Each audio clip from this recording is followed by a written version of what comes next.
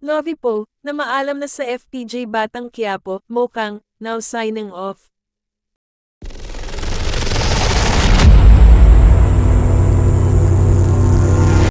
Malungkot ang mga sumusubaybay ng teleseryeng FPJ Batang Quiapo sa episode kagabi, Huwebes, January 4, dahil winakasan na ang karakter ni Lovie Poe bilang si Makang ang greatest love ni Tanggol na ginagampanan ni Coco Martin.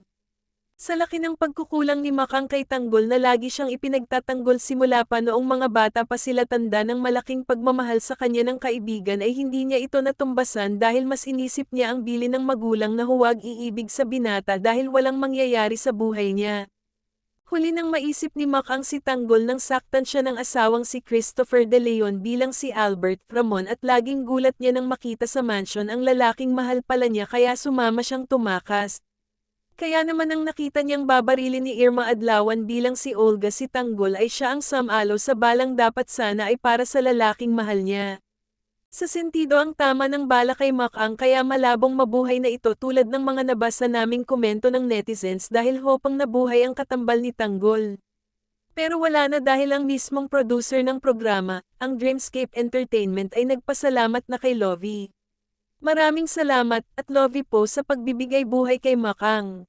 Malaki kang bahagi ng FPJ's letter Batang Quiapo, emoji red heart. Palem, Makang #Fesh Batang Quiapo #Fairbikmokang #Lovie Poe. At nagpost din ng pasasalamat ang aktres sa lahat ng nakatrabaho niya sa Batang Quiapo na naging parte siya rito bilang alaala sa magandang programang ito, lalo na kay Dreamscape Entertainment Head, Deo T. Endrinal at Miss Cory Vid-Ains, ABS-CBN Chief Operating Officer at sa Kapamilya Network. Aniya, I am truly blessed to have been part of a project that represents my father's name. It was a first and it will always mean the world to me. My deepest appreciation to Sir Deo, Tita Cory and ABS-CBN for this opportunity. You have given me a missing piece to my puzzle. For that, I will always be grateful. A big part of my 2023 was breathing life into a character I have grown to love. What a privilege it was to play Makang. She was a fighter and she taught me how it is to truly be free. It really was a tough decision for me to make, but I have decided to turn the page, heart emoji, say pa niya. Dagdag niya, to my Batang Quiapo team, the depth of your creativity and imagination knows no bounds, and I know you will continue to soar high. I will always be cheering for all of you from afar. Mamimiss ko kayo ng malala. Para sa leading man niya, to my dearest tagapagtanggol, maybe in another life. At sa direktor niya, Direk Coco, my dad's legacy is in great hands. Salamat at pinagpapatuloy mo.